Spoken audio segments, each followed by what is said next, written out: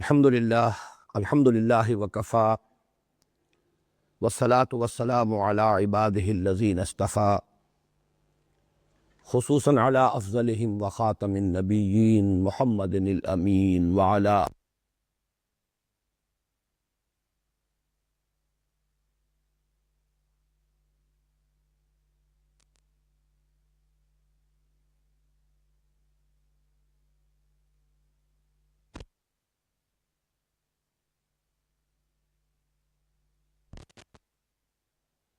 فَأَمَّا الَّذِينَ فِي قُلُوبِهِمْ زَيْغٌ فَيَتَّبِعُونَ مَا تَشَابَهَ مِنْهُ ابْتِغَاءَ الْفِتْنَةِ وَابْتِغَاءَ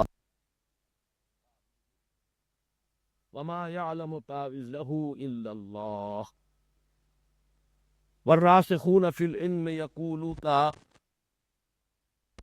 مِنْ عِنْدِ رَبِّنَا وَمَا يَذَّكَّرُ إِلَّا أُولُو الْأَلْبَابِ وَقَالَ عَزَّ وَجَلَّ کتاب انزلناہ الیک مبارک لیدبروا آیاتہ ولیتذکر اولو الالباب صدق اللہ العظیم۔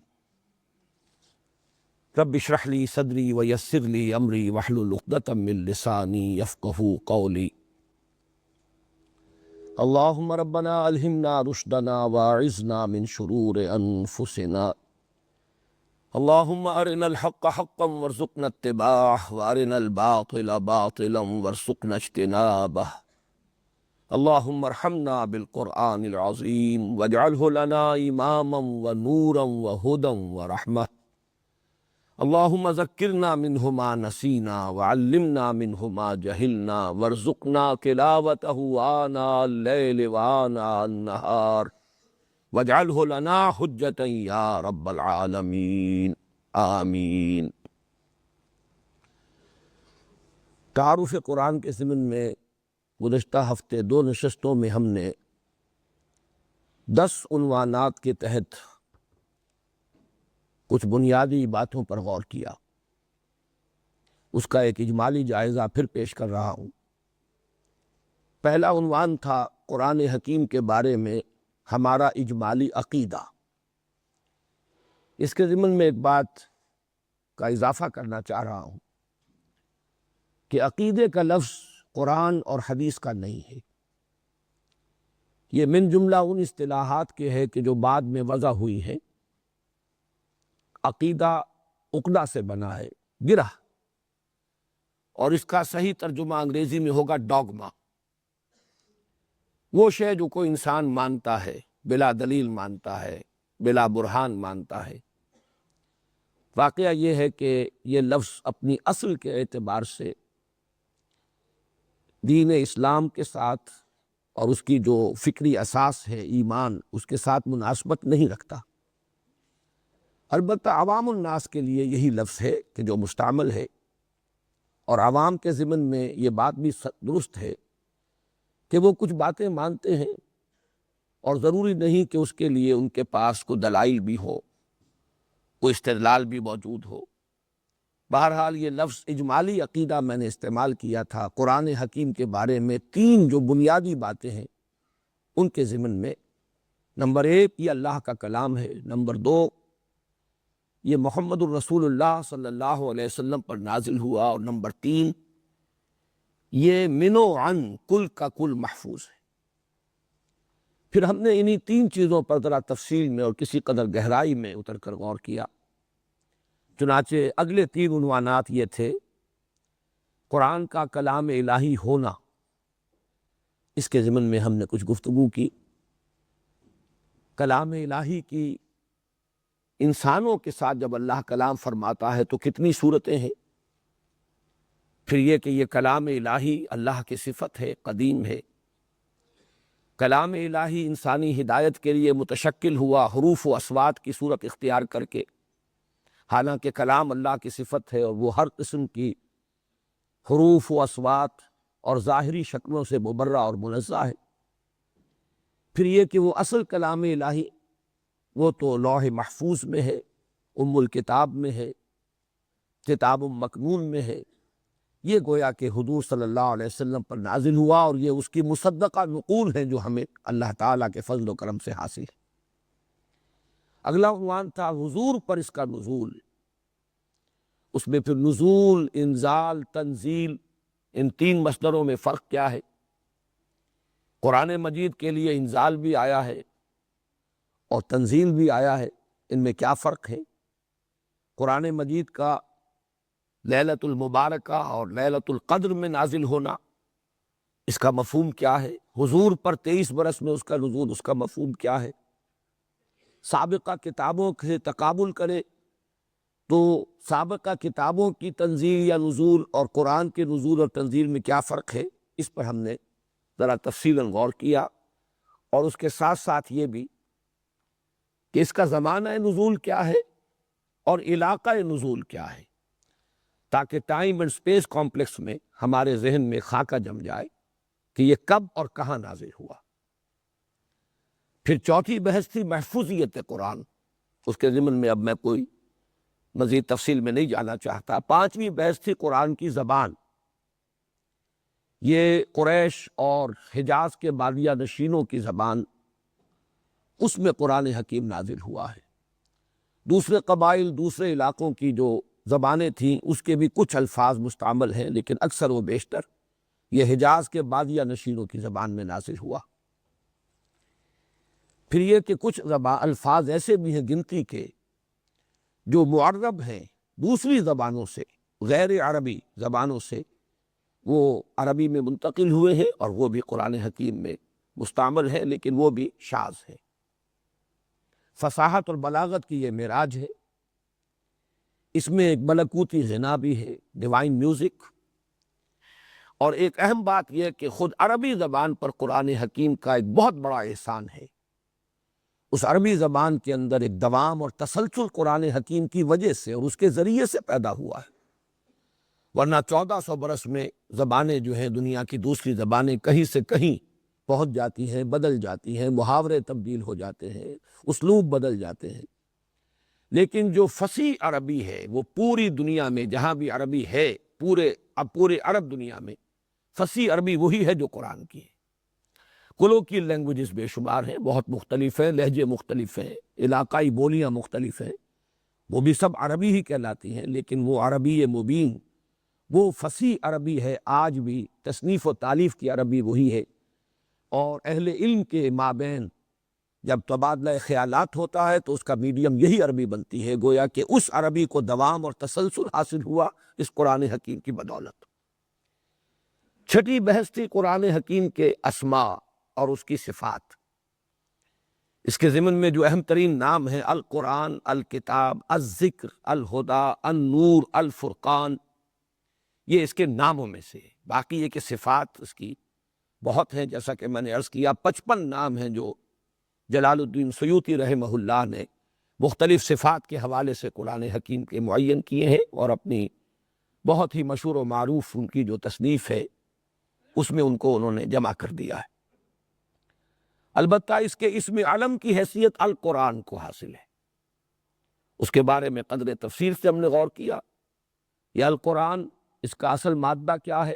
ایک رائے یہ ہے کہ قاف را نون یہ مادہ ہے، ایک رائے ہے قاف را اور حمزہ یہ مادہ ہے، لیکن یہ کہ ان دونوں مادوں کے مفہوم جو ہیں بہت ایک دوسرے سے قریب ہیں، اس اعتبار سے مراد اور مدلول میں کوئی زیادہ فرق واقع نہیں ہوتا۔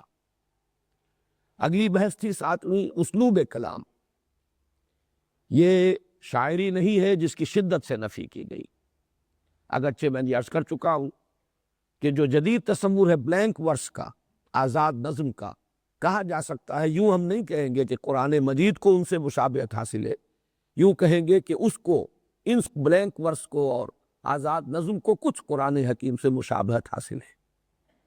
باقی یہ کتاب مجموعہ مقالات نہیں، یہ عام جو ہمارا دنیاوی تصور ہے کتاب کا کہ اس میں چیپٹرز ہوں اور مضامین منقسم ہوں، اس کا بھی اطلاق اس پر نہیں ہو سکتا۔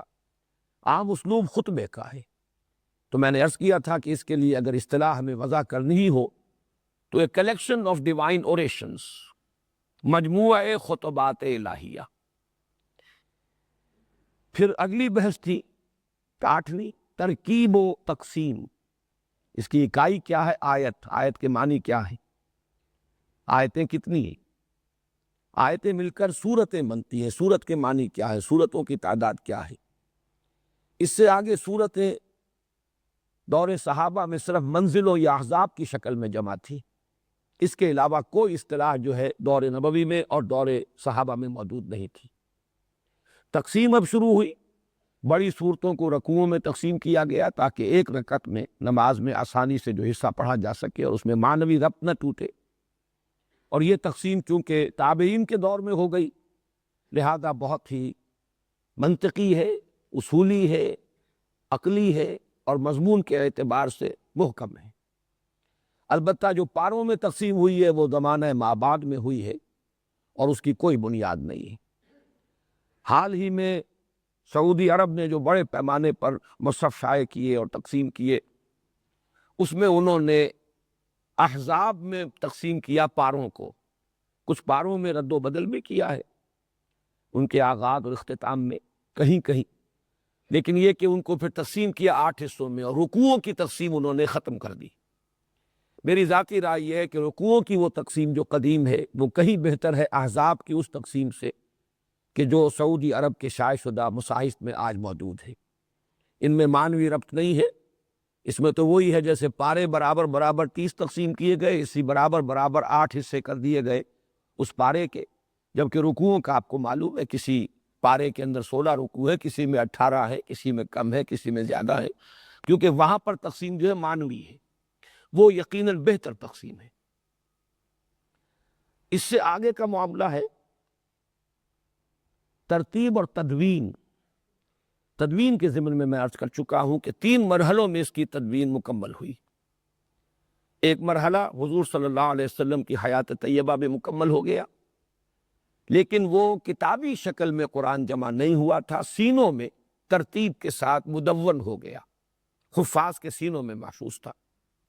حضور صلی اللہ علیہ وسلم نے اسی ترتیب سے قرآن پڑھایا صحابہ کو اور قرآن یاد کیا صحابہ کرام نے رضوان اللہ تعالی علیہ مجمعین۔ حضرت ابوبکر کے زمانے میں گویا کہ حضور کے انتقال کے لگ بھگ 2 سوا 2 سال کے اندر اندر وہ کتابی شکل میں بھی جمع ہو گیا۔ یہ تدوین کا دوسرا مرحلہ ہے۔ اس کے بعد اس کا ایک آفیشل ٹیکسٹ تیار ہوا ہے، رسم الخط، اس لیے کہ لہجوں کے فرق کی وجہ سے لکھنے میں بھی فرق واقع ہو رہا تھا۔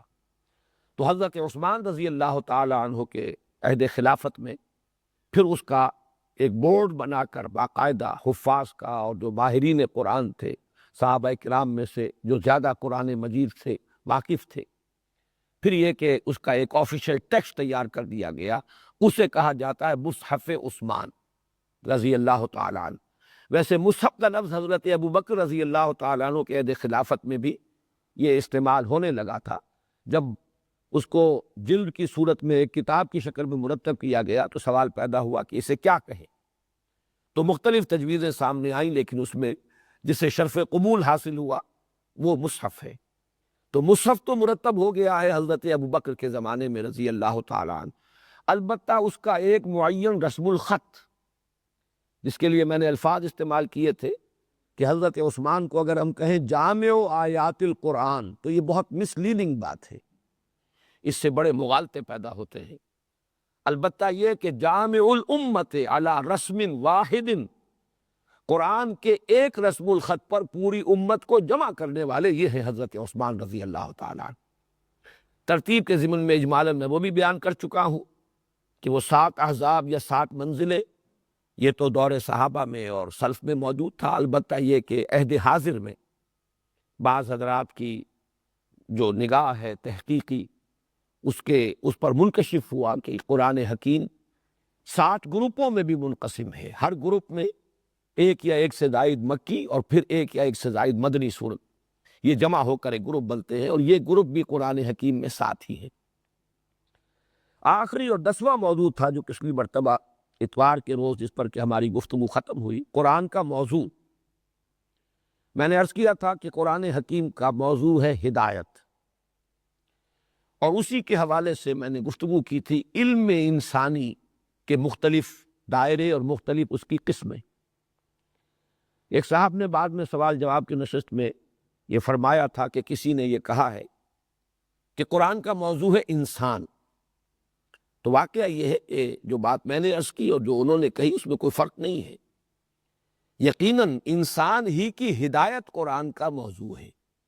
البتہ اگر ہم یہ کہیں گے کہ قرآن کا موضوع ہے انسان، تو انسان کی اناٹمی بھی ایک موضوع ہے، انسان کی فزیولوجی بھی ایک موضوع ہے، انسان کی جسمانی ساخت، انسان کا علم و وظائف الاعضاء، مختلف اعضاء کا علم، یہ قرآن کے موضوعات نہیں ہے. انسان کے لیے ہدایت، الہدا، یہ گویا کہ، اور اسی کے حوالے سے العلم، النور، الذکر، الفرقان، فرق کر دینے والا حق و باطل کے مابین. النور، وہ روشنی کہ جس سے میں انسان راستہ دیکھ سکتا ہے. اندھیرا ہو تو اسے راستہ نظر نہیں آئے گا، ٹھوکر کھائے گا. نور در حقیقت انسان کے لیے صحیح راستے پر چلنے کے لیے اسے ضرورت ہے روشنی کی. تو یہ جو الفاظ ہیں در حقیقت یہ خود دلالت کر رہے ہیں کہ اس کا اصل موضوع کیا؟ الذکر، یاد دہانی، نصیحت. العلم من بعد ما جاءک من العلم، یہ العلم ہے، النور ہے، الذکر ہے، الہدا ہے. اور سب سے زیادہ جامع نام جو ہے اس کا، اس اعتبار سے، موضوع کے اعتبار سے، وہ الہدا ہے. البتہ جو بحث میں نے اس موضوع پر کی تھی اس کا میں تھوڑا سا اعادہ اعادہ آج پھر کر رہا ہوں، اور اس میں حوالہ دینا چاہتا ہوں. شاہ اسماعیل شہید رحمہ اللہ، جو پوتے تھے شاہ ولی اللہ دہلوی رحمۃ اللہ علیہ کے، انہوں نے اپنے دادا کے 3 چھوٹے چھوٹے رسالے، فلسفہ، ما بعد الطبیعیات اور تصوف ان کا موضوع ہے. سطعات، ہمعات، لمعات، لیکن بڑے دقیق ہیں، بڑے مشکل ہیں. تو ان کا اپنا قول یہ ہے شاہ اسماعیل شہید کا کہ میں نے اپنے دادا کی ان تصانیف کی تسہیل کے لیے ایک کتاب لکھی ہے، ابقات. اسی وزن پر نام رکھا، سطعات، لمعات، ہمعات، ابقات.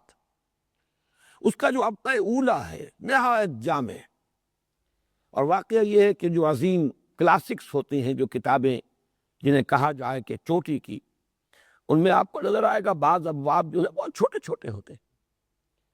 چنانچہ پرنس میکیاویلی کی کتاب، اس کے بعض ابواب، خود کتاب بھی بڑی چھوٹی ہے، بعض ابواب چند جملوں پر مشتمل. تو پہلا جو باب کہہ لیجئے اس کتاب کا، اس میں انسانی علم کے 3 دائرے معین کیے گئے. ایک ہے علم بالحواس، یہ انسانی علم کا پہلا دائرہ ہے. حواس جو ہمارے ہیں، ان سے ہمیں معلومات حاصل ہوتی ہیں، جنہیں آج کل ہم کہتے ہیں سینس ڈیٹا. آنکھ نے دیکھا، کان نے سنا، آپ نے میئرمنٹ کی، اس سے سب کچھ دیکھا. پھر اس کے بعد ہے علم بالعقل. اب اس سینس ڈیٹا کو پروسیس کرتا ہے یہ کمپیوٹر جو ہے، یہ دماغ، یہ عقل. اس میں استدلال، استنباط، اس کے لیے پھر اصول معین کیے گئے، منطق استخراجی اور منطق استقرائی نتائج اخذ کیے گئے. بہت سی چیزوں کو دیکھا، اس میں کوئی قدر مشترک نظر آئی، وہ اسے ریڈیوس کر لی. اور اسی طریقے سے کسی چیز سے کسی چیز تک پہنچنے کے لیے استخراجی منطق کے اصول معین کیے گئے. تو یہ ہے علم بالعقل. تیسرا علم ہے شاہ اسماعیل شہید رحمۃ اللہ علیہ کے قول کے مطابق علم بالقلب. یہ علم بالقلب جو ہے یہ ہے در حقیقت ایک بالکل جداگانہ دائرہ. اس کا ایک حصہ وہ ہے جو دنیا میں پہلے بھی معروف رہا ہے، جسے ہم کہتے رہے انٹیوشن، وجدان. آج اس کے لیے ایک اور اصطلاح مستعمل ہے، ایکسٹرا سینسری پرسپشن، جس میں کہ حواس کو کوئی دخل نہیں. ظاہر بات ہے کہ عقل جو ہے اس کو، وہ تو محتاج ہے کہ حواس کے ذریعے سے جو معلومات اسے حاصل ہوں گی، جو سینس ڈیٹا اس کو ملے گا، وہ اسی کو پروسیس کرے گی. لیکن یہ ہے کہ حواس سے ماورا، گویا کہ عقل سے بھی ماورا، ان دونوں سے ماورا بھی کوئی سورس ہے انسان کے پاس، جس کو آج کہا جا رہا ہے ESP، ایکسٹرا سینسری پرسپشن. اس سے پہلے ہمارے ہاں ادب میں اس کے لیے وجدان، انٹیوشن. یہ علم بالقلب جو ہے در حقیقت یہ ہے وہ خاصہ انسانی علم کا، جس کو کہ مادیین، مادہ پرست، وہ اس سے واقف نہیں ہے. پہلے دونوں علم تو دنیا کو معلوم ہے. اگر آپ قرآن کی طرف رجوع کریں گے تو سورہ بقرہ کے 4تھے رکوع میں ابتدا میں اس علم کا ذکر ہے، علم الاسماء کے عنوان سے، جو حضرت آدم علیہ السلام کو عطا فرمایا گیا.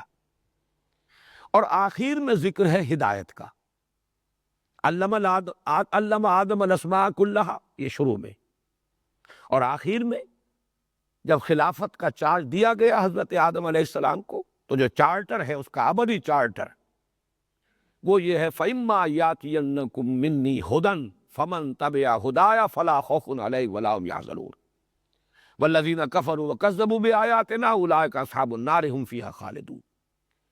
تو گویا کہ یہ دو علم بنتے ہیں۔ اب انسان حواس کے ذریعے سے جو علم حاصل کر رہا ہے اور عقل سے اس میں جو اضافے کرتا ہے، اس کا سب سے نمایاں جو حصہ ہے علم کا وہ ہے جو ہمارے مادی علوم ہے، فزیکل سائنسز کا علم، یہ علم ہے، اسی سے ٹیکنالوجی ہے۔ انسان نے مختلف چیزوں کے خواص معلوم کیے، کچھ قوانین فطرت، فزیکل چینج اور کیمیکل چینج کے جو اصول ہیں وہ دریافت کیے، پھر ان اصولوں کو جو کچھ معلومات حاصل ہوئی انہیں ایکسپلائٹ کیا، انہیں استعمال کیا، اور اس سے انسان کی یہ ٹیکنالوجی جو ہے وہ ترقی کرتی جا رہی ہے، اور ابھی نہ معلوم کہاں تک پہنچے گی۔ یہ ایک علم ہے۔ البتہ انسان صرف اس علم پر قانع نہیں رہا، اس لیے کہ اس علم سے تو جزوی علم حاصل ہوتا ہے، بٹ بائی بٹ، ایک ایک جز، قدم بقدم، جبکہ انسان کی ایک ارج ہے، وہ ماہیت معلوم کرنا چاہتا ہے، کائنات کی حقیقت کیا ہے، میری حقیقت کیا ہے، علم کی حقیقت کیا ہے، خیر و شر کی حقیقت کیا ہے۔ ظاہر بات ہے کہ آج سے 1000 سال قبل کے انسان کی معلومات، وہ جو علم بالحواس اور علم بالعقل کا دائرہ ہے، بڑا محدود تھا دائرہ معلومات، لیکن اس چیز کی اس وقت بھی انسان کو ضرورت تھی کہ وہ کوئی رائے قائم کرے، یہ کائنات جس میں میں ہوں اس کی حقیقت کیا ہے، اور میں جو ہوں میری حقیقت کیا ہے، میرا اس کے ساتھ وقت کیا ہے، تعلق کیا ہے، میری زندگی کا آغاز کیا ہے، میری زندگی کا مال کیا ہے، اس سفر کی منزل کون سی ہے آخری۔ یہ چیزیں اگر وہ معین نہیں کرتا تو کیا کروں کیا نہ کروں، کیا کرنا صحیح ہے کیا کرنا غلط ہے، اور یہ انسان کی ضرورت ہے۔ لہذا اس ضرورت کے تحت فلسفہ، یہ گویا کہ جب سے انسان نے سوچنا شروع کیا ہے، یہ فلسفہ بھی شروع ہو گیا کہ جو ان گتھیوں کو سلجھانا چاہتا ہے۔ ان گتھیوں کو سلجھانے کے لیے انسان نے پھر اپنے عقل کے گھوڑے دوڑائے، اپنی منطق کو استعمال کیا۔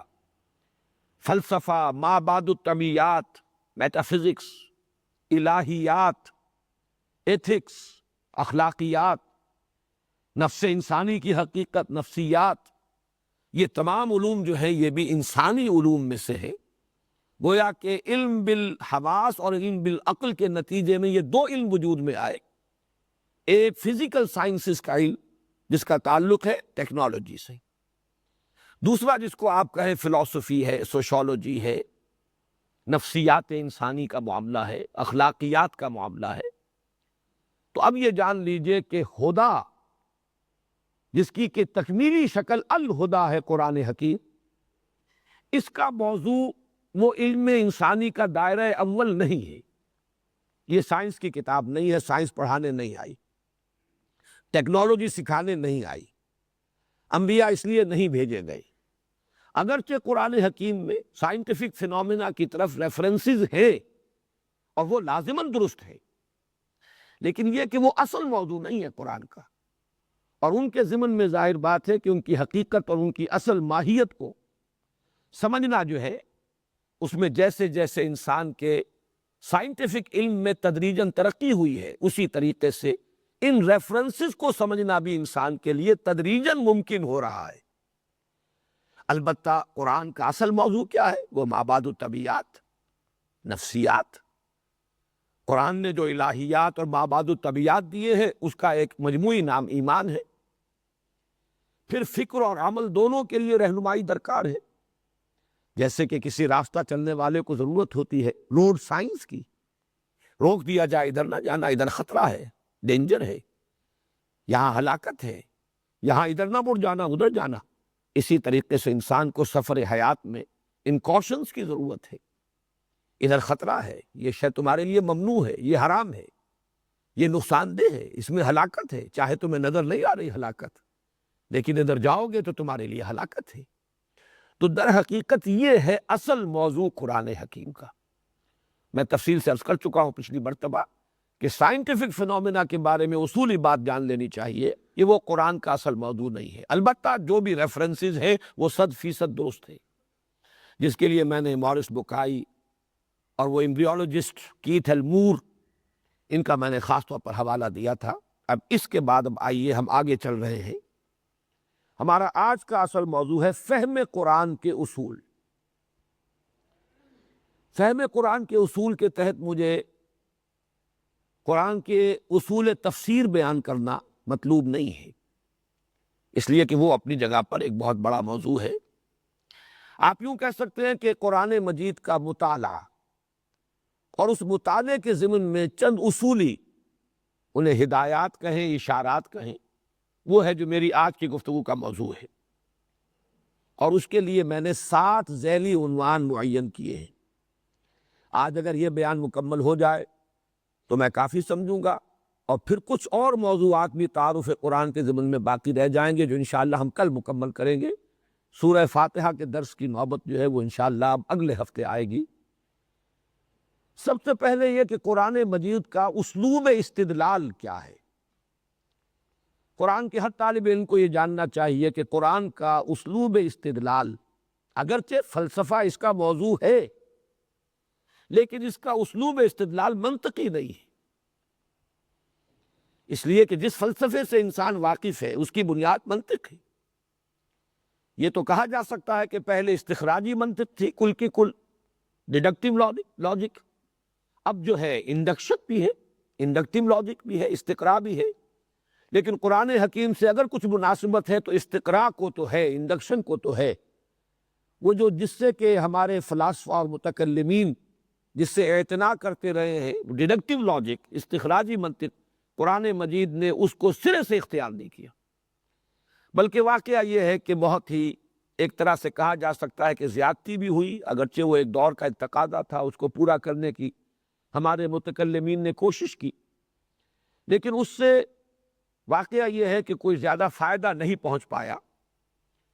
ایمانی حقائق کو جب استخراجی منطق کے ذریعے سے ثابت کرنے کی کوشش کی گئی تو یقین کم اور شک زیادہ پیدا ہوا۔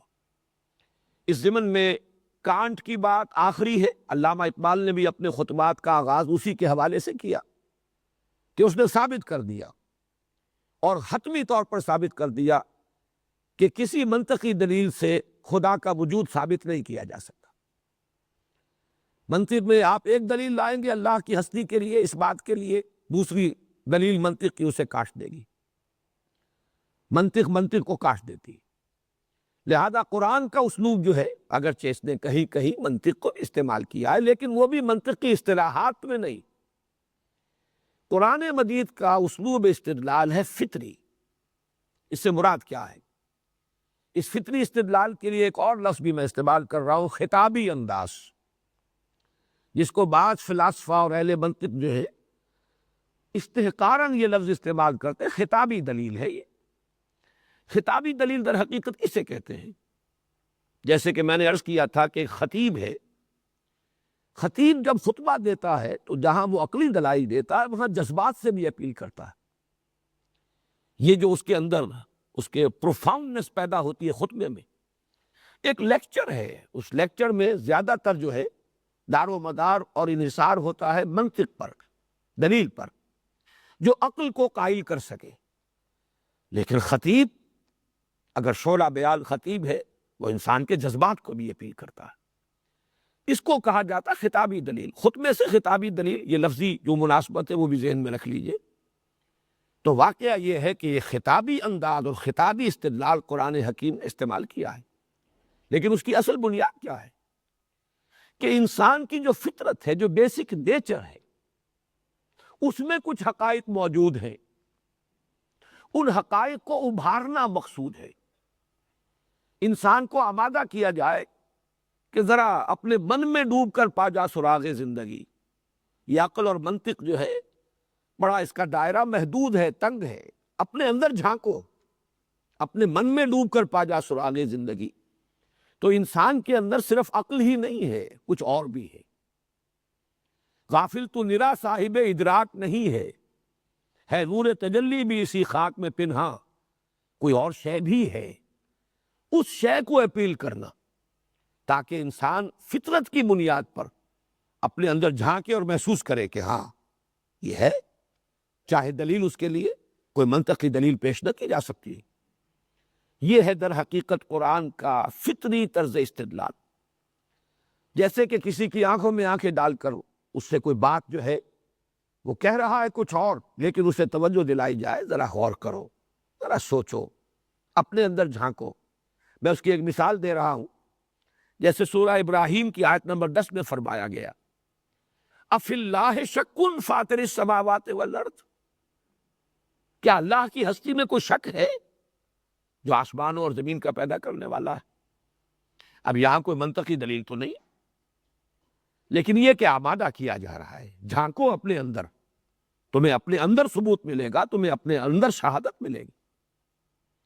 اسی طریقے سے جیسے آنکھوں میں آنکھیں ڈال کر بات کی جاتی، اَإِنَّكُمْ لَتَشْهَدُونَ أَنَّ مَعَ اللَّهِ آلِهَةً أُخْرَىٰ قُل لَّا أَشْهَدُ، کیا تم واقعی اس بات کی گواہی دے رہے ہو کہ اللہ کے سوا کوئی اور الہ بھی ہے؟ یعنی تم کہہ تو رہے ہو، سوچو تو صحیح کیا کہہ رہے ہیں؟ کیا تمہاری فطرت اسے تسلیم کرتی ہے؟ اپنے باطن میں جھانکو، کیا تمہارا دل اس کی گواہی دیتا ہے؟ اَإِنَّكُمْ لَتَشْهَدُونَ، حالانکہ ظاہر بات ہے وہ مدعی تھے، وہ اپنے ان معبودان باطل کے لیے کٹ مرنے کو تیار ہے، جانے دینے کو تیار ہے، لیکن یہ کہ یہ ایک ڈوگما ہے، عقیدہ ہے، متوارث ہے، چلا آ رہا ہے، ہمارے باپ دادا کی ریت ہے، روایت ہے، ہمارا قومی کریڈ ہے، نیشنل کریڈ ہے، یہ ساری اس کے حوالے سے لوگ ان چیزوں کو مانتے ہیں، تو ذرا انہیں آمادہ کیا جائے۔ اَإِنَّكُمْ لَتَشْهَدُونَ، کیا واقعی تم اس کی گواہی دیتے ہو؟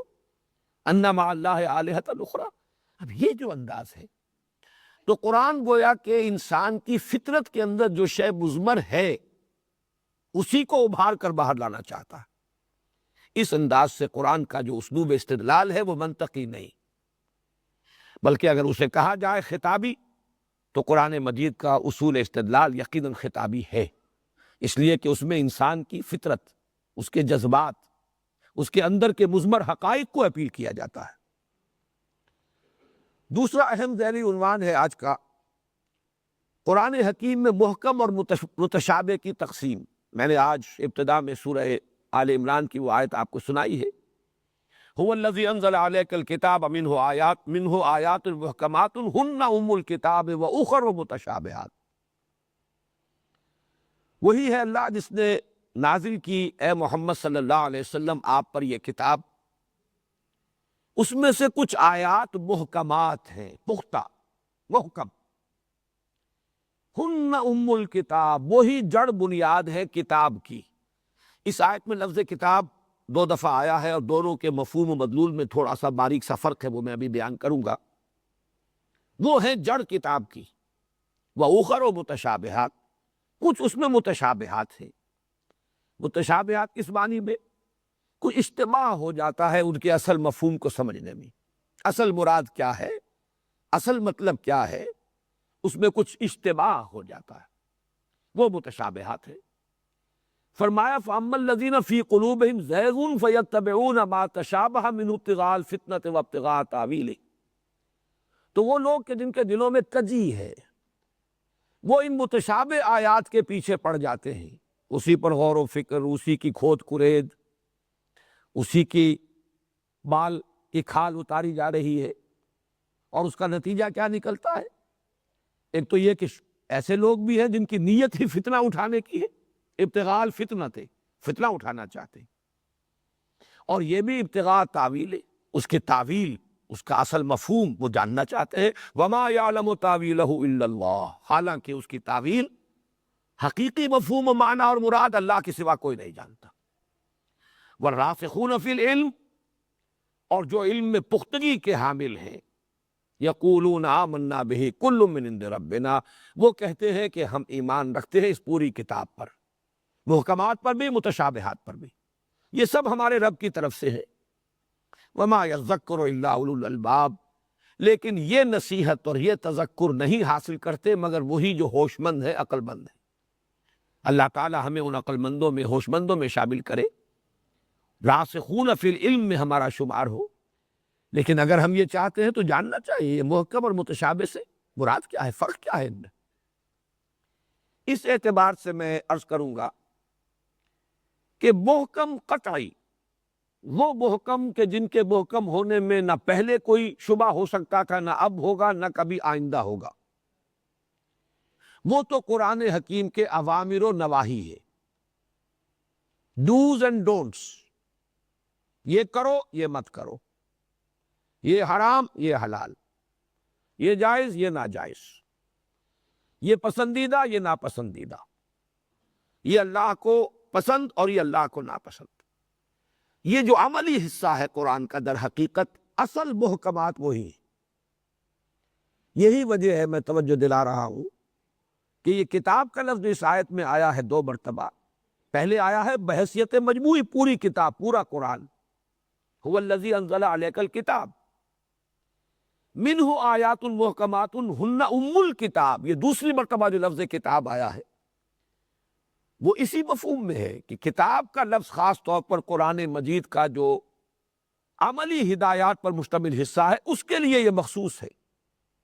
جہاں کوئی شے واجب کی جاتی ہے، کتب علیکم القتال، کتب علیکم الصیام، کتب علیکم اذا حضر احدکم الموت ان ترک خیرا الوصیہ، واجب لازم کر دیا گیا، ان الصلاۃ کانت علی المؤمنین کتابا موقوتا، ولا تعزموا عقدۃ النکاح حتی یبلغ الکتاب اجلہ۔ کتاب یہاں مراد ہے وہ حکم جو دیا گیا ہے، جب تک کہ عدت پوری نہ ہو جائے اس وقت تک اب دوسرا نکاح جو ہے اس کے لیے عقدہ نکاح نہیں باندھا جائے گا جب تک کہ وہ عدت نکاح جو اس کا قانون ہے اس کا تقاضا پورا نہ ہو جائے۔ تو اس معنی میں ہن ام الکتاب، قانون، شریعت، عملی ہدایات، ڈوز اینڈ ڈونٹس، اوامر اور نواہی اصل جو ہے وہ ہے در حقیقت محکمات، منہ آیات محکمات ہن ام الکتاب۔ متشابہات جو دائمی متشابہات ہیں، مستقل متشابہات ہیں، وہ کون سی ہیں؟ عالم غیب اور اسی کے ضمن میں عالم برزخ اور عالم آخرہ۔ عالم غیب میں عالم ارواح ہے اس وقت بھی، یہ بھی ہماری نگاہوں سے اوجھل ہے۔ عالم ارواح ملائکہ کا عالم، پھر جس کے لیے ایک اور اصطلاح بھی شاہ ولی اللہ نے استعمال کی، عالم امثال، یا عالم برزخ، یا عالم آخرہ، یہ سب در حقیقت وہ دائرہ ہے کہ جس کی حقیقتوں کو کما حق ہو، جیسی کہ وہ ہیں، کما ہیا، سمجھنا ہمارے لیے اس زندگی میں محال ہے، ناممکن ہے۔ ان کا ایک علم دیا جانا ضروری تھا۔ وہ مابعد الطبیعات ایمانیہ جو ہے اس کے لیے ضروری ہے کہ اس کا ایک اجمالی خاکہ تو ہو۔ مرنا ہے، مرنے کے فوراً بعد عالم برزخ میں یہ کچھ ہونا ہے، پھر بعث بعد الموت ہے، حشر و نشر ہے، پھر حساب کتاب ہے، جنت ہے، دوزخ ہے، اس کی حقیقتوں کا ایک اجمالی علم نہ ہو تو ہماری جو بنیادی ضرورت ہے، انسان کو جو فلسفہ چاہیے، جو ورلڈ ویو چاہیے، جو ویلٹن شوئنگ چاہیے، وہ تو اس کو فراہم نہیں ہوگا۔ تو دینا بھی ضروری ہے، لیکن ان کی اصل حقیقتوں تک، ان کی کنہ تک رسائی اس دنیا میں رہتے ہوئے اس زندگی میں ہمارے لیے ممکن نہیں۔ لہذا ان کا جو علم دیا گیا ہے وہ آیات متشابہات ہیں، اور وہ دائماً رہیں گی۔ وہ تو جب اس عالم میں آنکھ کھلے گی تب اصل حقیقت معلوم ہوگی، یہاں معلوم ہو ہی نہیں سکتی۔ البتہ ایک دوسرا دائرہ ہے متشابہات کا جو تدریجاً متشابہ سے محکم کی طرف آ رہا ہے۔ یہ میں چاہتا ہوں، چونکہ میں نے آج پھر اسی لیے تفصیل سے وہ قرآن کے موضوع پر دوبارہ وہ ساری باتیں جو ہے دہرائیں، وہ دائرہ کہ جو فزیکل فینومینا سے متعلق ہے۔ آج سے 1000 سال پہلے اس کا دائرہ بہت وسیع تھا، آج اس کا دائرہ کچھ محدود ہوا ہے۔ کب ہوا ہے؟ اب بھی بہت سے حقائق ہیں جنہیں ہم نہیں جان سکتے۔ 7 آسمانوں کی کیا حقیقت ہے آج تک ہمیں معلوم نہیں۔ ہو سکتا ہے کچھ اور آگے چل کر ہمارا یہ فزیکل سائنسز کا علم اس حد تک پہنچ جائے کہ آنکھ کھل جائے کہ ٹھیک ہے یہ ہے وہ بات جو قرآن نے کہی تھی 7 آسمانوں کے ضمن میں. لیکن اس وقت یہ ہمارے لیے متشابہات میں سے ہے. لیکن یہ کہ اس سے پہلے ایک آیت کل فی فلک یسبحون، ہر شے تیر رہی ہے، ہر شے حرکت میں ہے. اب اس کو انسان نہیں سمجھ سکتا تھا، لیکن یہ کہ آج یہ حقیقت محکم ہو کر سامنے آ چکی ہے. آپ ذرے کا دل چیریں گے، وہ لہو خورشید کا ٹپکے اگر ذرے کا دل چیرے. اگر آپ سولر سسٹم کو لیں تو ہر چیز حرکت میں ہے. گیلیکسی کو دیکھیں تو وہ ہر شے حرکت میں ہے. گیلیکسیز ایک دوسرے سے بھاگ رہی ہے، فاصلہ بڑھتا چلا جا رہا ہے، حرکت میں ہے. ذرے میں آئی ہے تو وہ نیوٹرونز اور الیکٹرونز اور پروٹونز حرکت میں، ہر شے حرکت میں. تو گویا کہ وہ بات کل فی فلک یسبحون آج سے کچھ عرصے قبل وہ گویا کہ متشابہات کے دائرے میں تھی، آج وہ محکمات کے دائرے میں آ چکی. اور بہت سے وہ حقائق جو ابھی تک معلوم نہیں، جو سائنٹیفک حقائق ہیں، اس کے لیے جو ریفرنسز قرآن حکیم میں ہے، وہ گویا آج کے اعتبار سے وہ متشابہات میں ہوں گی. لیکن یہ کہ تدریجاً جب یہ انسان کا وہ علم، سائنٹیفک علم، فزیکل سائنسز کا علم بڑھے گا تو گویا کہ رفتہ رفتہ وہ متشابہات کے دائرے سے نکل کر اور وہ محکمات کے دائرے میں آ جائیں گے. البتہ اصل محکم اوامر اور نواہی، اور وہی در حقیقت ہن ام الکتاب، ہدایت عملی تو اسی پر مشتمل ہے. سود حرام، چاہے تمہاری سمجھ میں آئے نہ آئے، حرام، وہ مضر ہے، وہ فساد ہے، تمہارے پورے نظام کو تلپٹ کر دینے والی شے ہے. تو اوامر و نواہی یہ ہے مستقل اور اصل محکمات، ہن ام الکتاب. متشابہات جو دائمی ہے، مستقل ہے، وہ عالم غیب، عالم برزخ اور عالم آخرہ کے حقائق، جو کہ وہیں جا کر وہاں پہنچ کر ہی اصل حقیقت ان کی منکشف ہوگی. لیکن یہ کہ درمیان میں وہ جو معاملات ہیں تدریجاً سائنسی حقائق جو ہیں جن کا انکشاف ہو رہا ہے تدریج کے ساتھ، تو گویا کہ وہ متشابہات کی فہرست سے نکل کر محکمات کے دائرے میں آ رہی. تیسرا عنوان ہے تفسیر اور تعویل کا فرق. یہ 2 الفاظ ہیں. ابھی ہم نے جو آیت پڑھی ہے اس میں وَمَا يَعْلَمُ تَعْوِيلَهُ إِلَّا اللَّهُ، اس کی تعویل کو نہیں جانتا مگر اللہ، کوئی نہیں جانتا. تفسیر کا لفظ بھی قرآن مجید میں سورۃ الفرقان میں آیا ہے وَلَا يَأْتُونَكَ بِمَثَلٍ إِلَّا جِئْنَاكَ بِالْحَقِّ وَأَحْسَنَ تَفْسِيرًا. لیکن یہ تفسیر کا لفظ ایک ہی مرتبہ آیا ہے قرآن میں. تعویل کا لفظ جو ہے وہ 17 بار آیا ہے، اور اس کے کچھ اور بھی مفاہیم ہیں، کچھ اور چیزوں پر بھی اس کا اطلاق ہوا ہے قرآن کے علاوہ. ان میں فرق کیا ہے؟ عام طور پر یہ خیال ہے کہ تفسیر جو ہے زیادہ الفاظ، ان کا مادہ، کہاں سے مشتق ہیں، اب کس شکل میں ہے، کیا مفہوم ہے، زیادہ تر تفسیر کا تعلق اس سے ہے. ویسے تفسیر فا سین را کہا گیا ہے کہ یہ سین فا را صفر جس سے بنا ہے، جس کا مفہوم روشنی بھی ہے، کتاب بھی ہے، تو یہ گویا کہ اسی کی مقلب شکل ہے. وہی حروف جو ہے ذرا آگے پیچھے ہو گئے، لفظ ایک ہی ہے، کھولنا کسی شے کا، کسی چیز کو روشن کر دینا. لیکن زیادہ تر یہ مفردات سے متعلق، الفاظ سے متعلق. اور تعویل جو ہے وہ بحیثیت مجموعی کلام کا اصل مدلول. اس سے مراد کیا ہے، اس سے اصل مقصود کیا ہے، اس کی اصل حقیقت کیا ہے. لہذا یہی لفظ جو ہے زیادہ مستعمل ہے قرآن کے لیے. اگرچہ ہمارے ہاں اردو داں لوگ زیادہ تر لفظ تفسیر استعمال کرتے ہیں، تفسیر فلاں کی، تفسیر فلاں کی، تفسیر فلاں کی، اس آیت کی تفسیر، اس لفظ کی تفسیر. لیکن زیادہ جو قرآن کی اصطلاح ہے اور حدیث میں بھی جو لفظ آیا ہے، اس لیے کہ حضور صلی اللہ علیہ وسلم کی دعا منقول ہے حضرت عبداللہ ابن عباس کے لیے رضی اللہ تعالی عنہما، اللہم فقہہ فی الدین وعلمہ التاویل. اے اللہ اس نوجوان کو دین کا فہم اور تفقہ عطا فرما اور تعویل کا علم عطا فرما. تعویل اصل حقیقت کو پا لینا، کلام کے اصل مراد، اصل مطلوب، اصل مدلول، اصل مفہوم تک پہنچ جائے انسان. وہ مجھے مصرع یاد آیا، جو شے کی حقیقت کو نہ سمجھے وہ نظر کیا. تو تعویل اسے کہیں گے اس لیے کہ آلا یعولو کا مادہ عربی زبان میں آتا ہے کسی شے کی طرف لوٹنا. آل اسی لیے کہتے ہیں فلاں کی آل، یعنی وہ اپنی نسبت کرتے ہیں اس ہستی کی طرف. آل فرعون، اس کے معنی جو ہے فرعون کی اولاد نہیں ہے، فرعونی، فرعون والے، فرعون ہی کو اپنا مقتدی مانتے تھے، جو فرعون ہی کی اطاعت کرتے تھے، اس اعتبار سے وہ آل فرعون ہے. آلا یعولو لوٹنا کسی شے کی طرف، اسی معنی میں کسی عبارت کو اس کے اصل مفہوم کی طرف لوٹانا، یہ ہے تعویل. تو تفسیر اور تعویل کے مابین اس فرق کو ذہن میں رکھیے.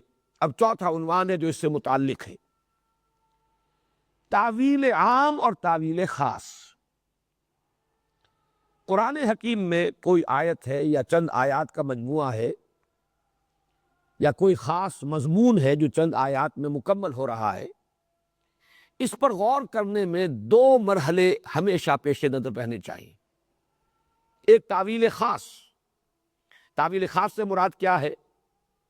جیسا کہ میں نے عرض کیا تھا اور آج بھی دہرایا ہے کہ قرآن حکیم نازل ہوا ایک خاص ٹائم اینڈ سپیس کمپلیکس میں، ایک خاص بیک گراؤنڈ ہے اس کا. زمانہ 610 عیسوی سے لے کر 632 عیسوی تک، علاقہ حجاز کا علاقہ. زیادہ سے زیادہ چند آیات کہی جا سکتی ہے سفر تبوک میں آتے اور جاتے جو نازل ہوئی ہوں گی، انہیں کہہ سکتے ہیں کہ خارج از حجاز، ورنہ یہ کہ حضور صلی اللہ علیہ وسلم کی حیات طیبہ میں آپ کے جو اسفار ہیں وہ یہی ہے کہ قرآن کا اکثر و بیشتر حصہ تو مکی ہے، ہجرت سے قبل جو نازل ہوا مکے میں اور اس کے گرد و نواح میں نازل ہوا، باقی پھر مدینہ منورہ میں، یا کبھی آپ خیبر کی طرف جا رہے ہیں جاتے آتے جو آیات نازل ہو گئی. تو بہرحال ایک خاص ٹائم اینڈ سپیس ہے کمپلیکس، اس میں قرآن نازل ہوا. اور ظاہر بات ہے کہ اس علاقے میں جو لوگ آباد تھے، ان کے عقائد کیا تھے، ان کے نظریات کیا تھے، ان کی معاشرت کیا تھی، ان کی ذہنی سطح کیا تھی، یہ اگر ملحوظ نہ رکھی جاتی یہ تمام چیزیں، تو ان تک ابلاغ ہو ہی نہیں سکتا تھا. اگر انہیں فلسفہ پڑھانا شروع کر دیا جاتا، جبکہ وہ غیر فلسفی قوم تھے، وہ تو امی تھے، پڑھے لکھے لوگ بھی نہیں تھے، اگر انہیں سائنس پڑھانی شروع کر دی جاتی تو ظاہر بات ہے وہ باتیں ان کے سروں کے اوپر سے گزر جاتی. وہ تو ان کے وجود میں پیوست ہو گئی آیات قرآن کی. وہ اس لیے کہ کوئی بیریئر نہیں تھا، ڈائریکٹ کمیونیکیشن، کس دل خیزت بر دل ریزت.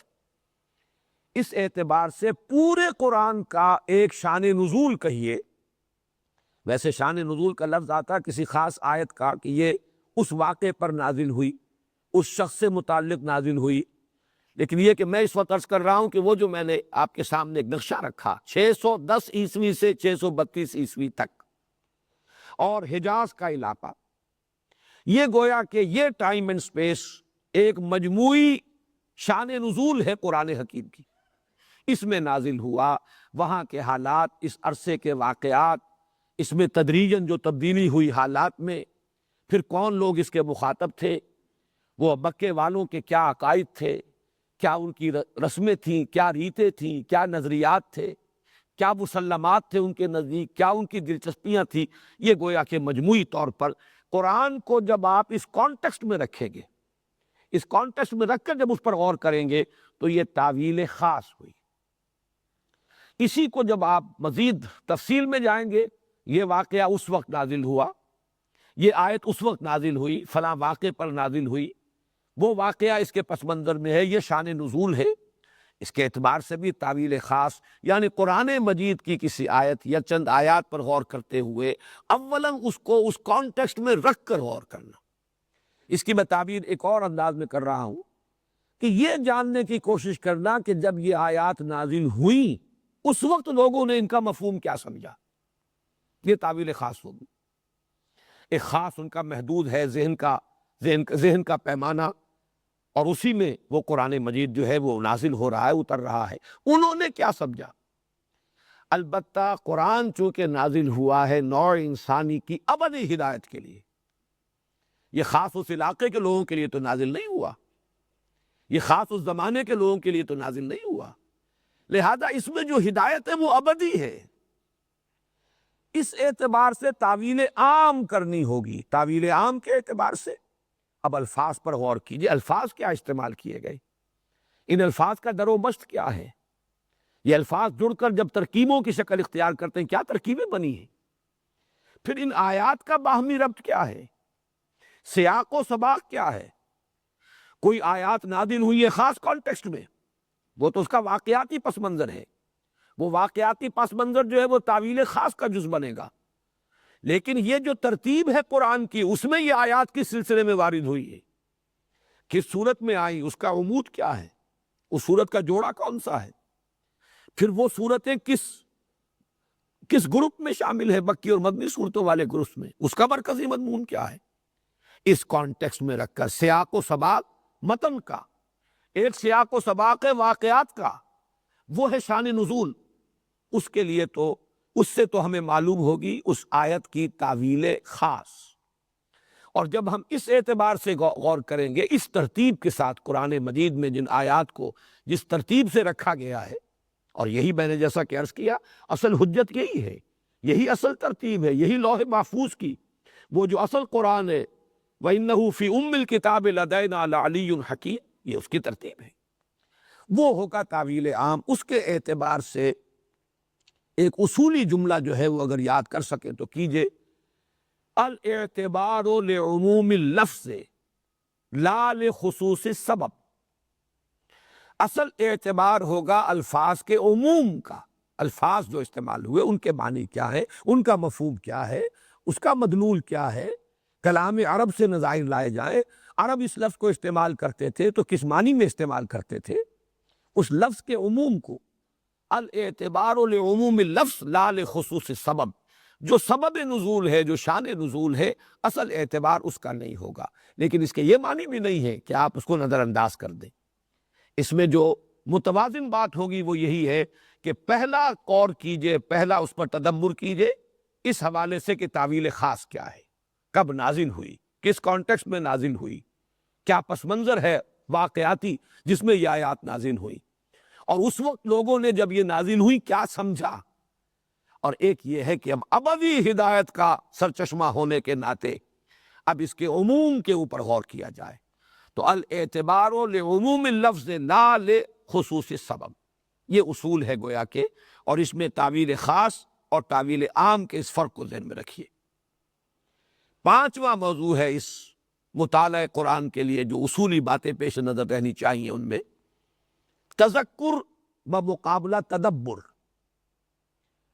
تذکر اور تدبر یہ دونوں لفظ آئے ہیں اس آیت میں جو میں نے شروع میں تلاوت کی تھی، کتاب انزلناہ الیک مبارک لیدبروا آیاتہ ولیتذکر اولو الالباب، ایک آیت میں دو لفظ جمع ہو گئے، علیحدہ علیحدہ تدبر اور تذکر یہ تو بہت مرتبہ آیا، تذکر کا لفظ تو بہت کثرت سے آیا، اس کی میں خاص جو وجہ ہے وہ بیان کر دوں گا، لیکن ان دونوں کا مطلب کیا ہے؟ ایک سطح ہے قرآن حکیم سے ہدایت اخذ کر لینا، نصیحت اخذ کر لینا، جو اصل حاصل ہے وہ لے لینا، جس کو کہ مولانا روم نے کہا بعض قرآن مغزہا برداشتے، جو اصل مغز ہے وہ تو ہم نے لے لیا، قرآن کا اصل مغز کیا ہے؟ ہدایت، اس کے لیے جو لفظ استعمال کرتا ہے قرآن اس مرحلے پر، ہدایت کا یہ مرحلہ تذکر، اور تذکر بنا ہے لفظ ذکر سے، تذکر کہتے ہیں یاد دہانی۔ اب اس کا تعلق پھر اسی بات سے ہو جائے گا جو میں قرآن کے اسلوب استدلال کے بارے میں عرض کر چکا ہوں، کہ بنیاد یہ ہے کہ قرآن مجید جن اصل حقائق کی طرف رہنمائی کرتا ہے، جو ما بعد طبیعتی حقیقتیں ہیں، جن حقیقتوں کی طرف رہنمائی کرتا ہے وہ فطرت انسانی میں مضمر ہیں، صرف یہ کہ ذہول ہے، نسیان ہے، پردے پڑ گئے، جیسے آپ کو کوئی بات کبھی معلوم تھی لیکن بہت عرصہ گزر گیا، اب ادھر دھیان نہیں ہوا، وہ کہیں آپ کے یادداشت کے ذخیرے میں کہیں گہری اتر گئی ہے، اب کبھی یاد نہیں آتی۔ کوئی آپ کا دوست تھا، کسی زمانے میں بڑی گاڑی چلتی تھی، صبح و شام ملاقاتیں تھی، اب بہت طویل عرصہ ہو گیا، اب کبھی اس کی یاد نہیں آئی۔ یہ نہیں کہ وہ آپ کو یاد نہیں رہا، معلوم نہیں رہا، لیکن یہ کہ ذہن ادھر نہیں ہے، ذہول ہے، نسیان ہے، توجہ ادھر نہیں ہے۔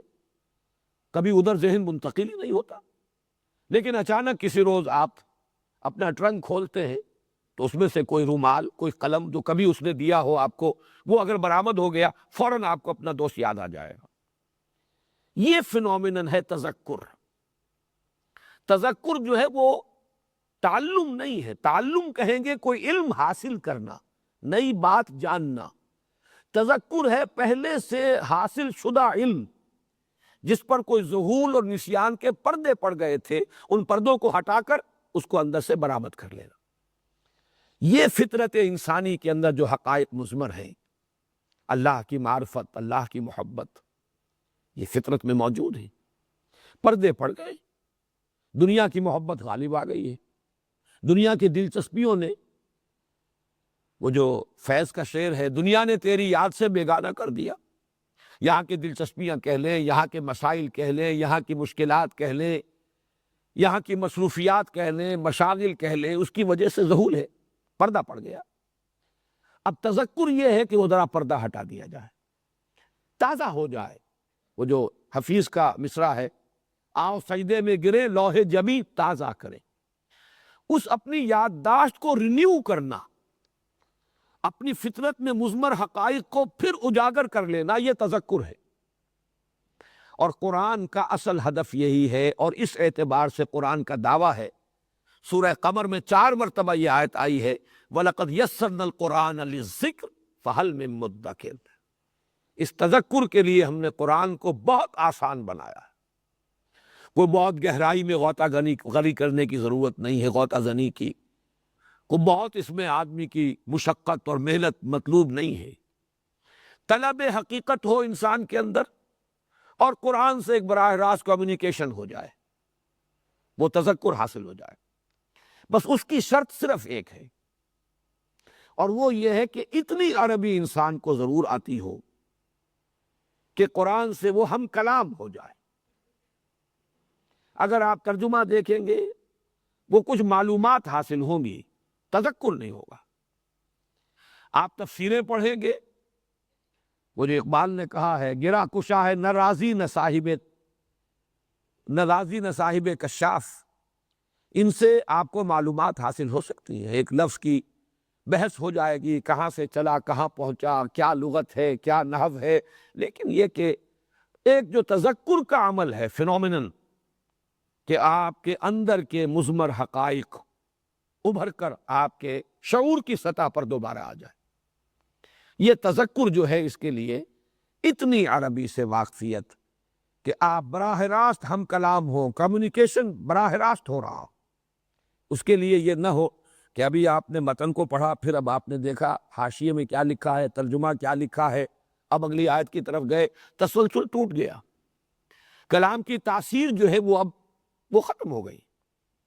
ویسے بھی یہ واقعہ ہے کہ ترجمے سے جو عبارت اور کلام کی اصل تاثیر ہے وہ باقی نہیں رہتی۔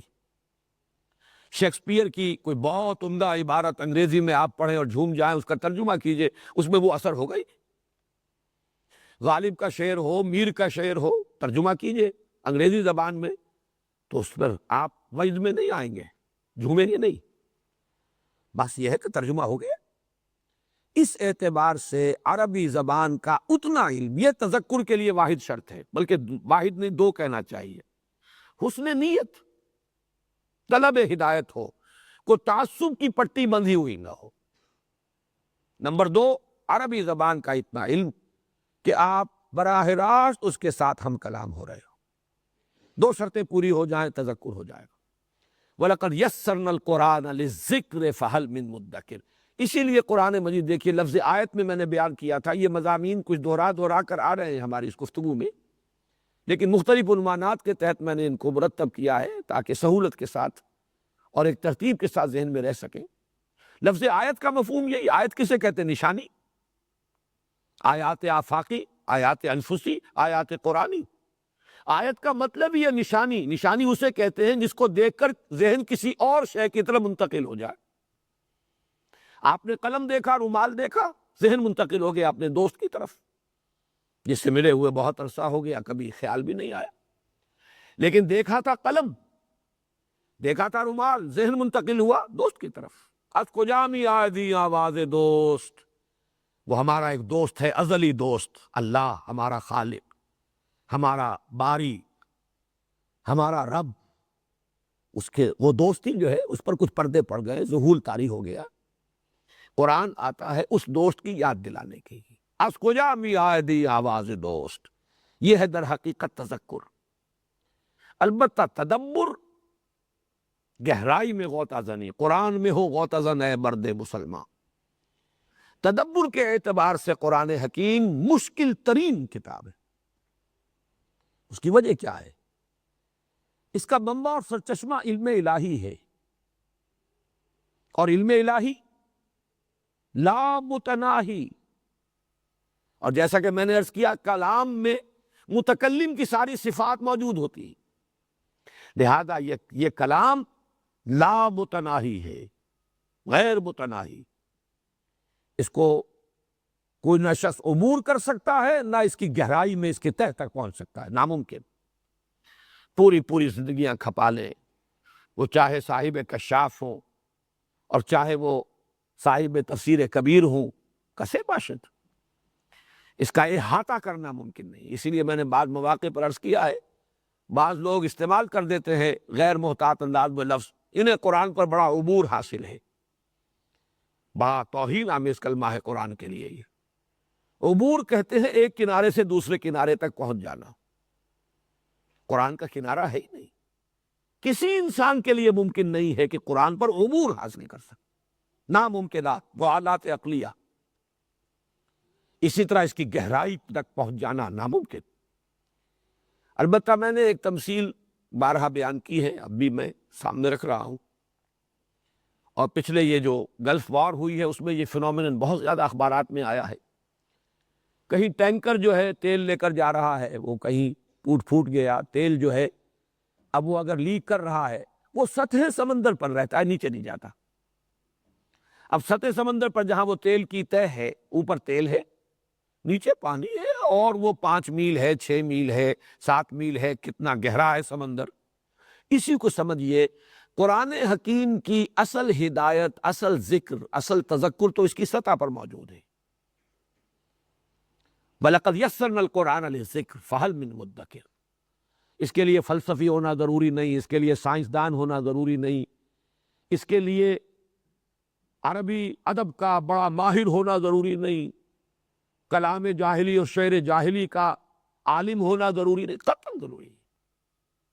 صرف 2 چیزیں، حسن نیت، طلب ہدایت ہو، اور نمبر 2 براہ راست ہم کلامی کا شرف، اس کی صلاحیت، یہ ہے تذکر ہو جائے گا۔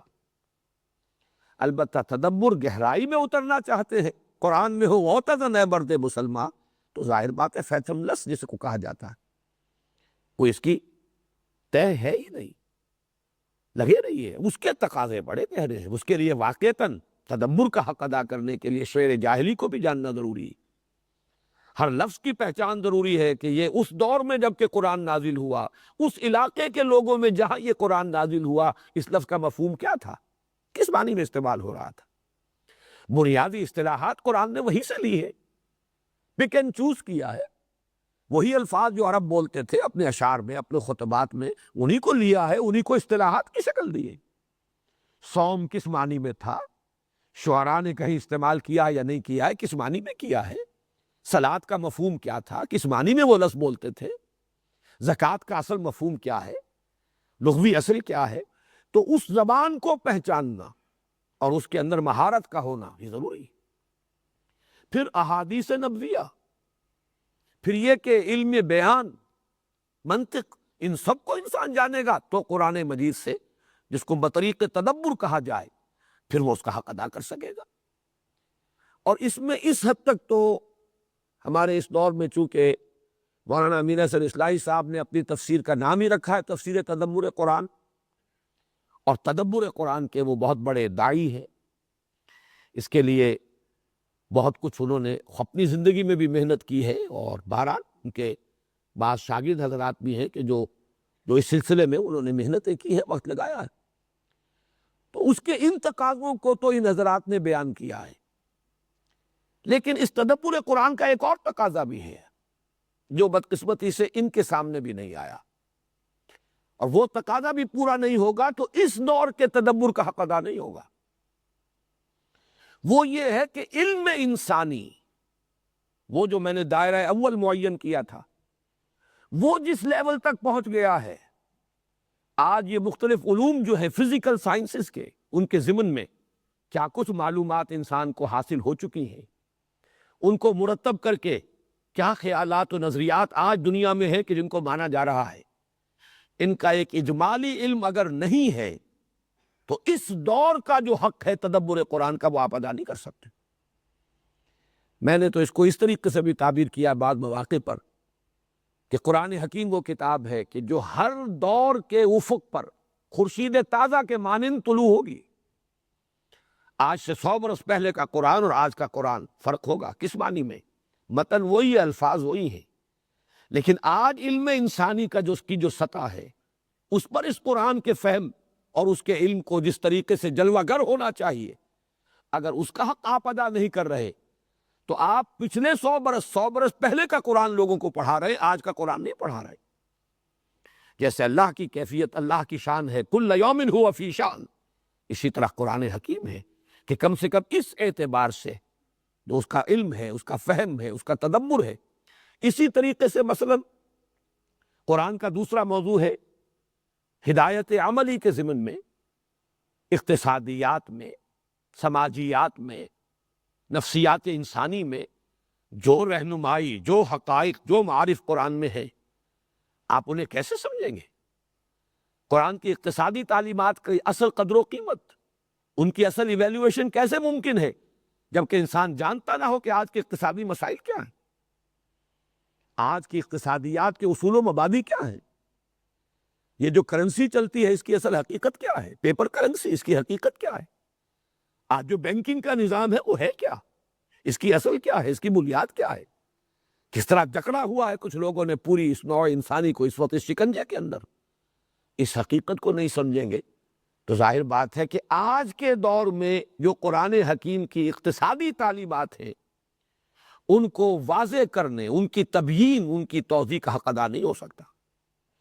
اس اعتبار سے تدبر قرآن واقعہ یہ کہ وہ تو اب تو اسی ایک انسان کے بس کا روگ ہی نہیں رہا، وہ تو کوئی جماعت، بہت بڑی جماعت۔ اسی لیے میرا جو یہ کتاب چاہے مسلمانوں پر قرآن مجید کے حقوق، اس کا جو چیپٹر ہے تذکر اور تدبر کے فرق پر، اس میں میں نے تصور پیش کیا ہے ایسی یونیورسٹیز قائم ہو جن کا ایک شعبہ تو مرکزی ہو، جو شخص بھی اس یونیورسٹی کا طالب علم ہو وہ عربی زبان پڑھے، قرآن پڑھے۔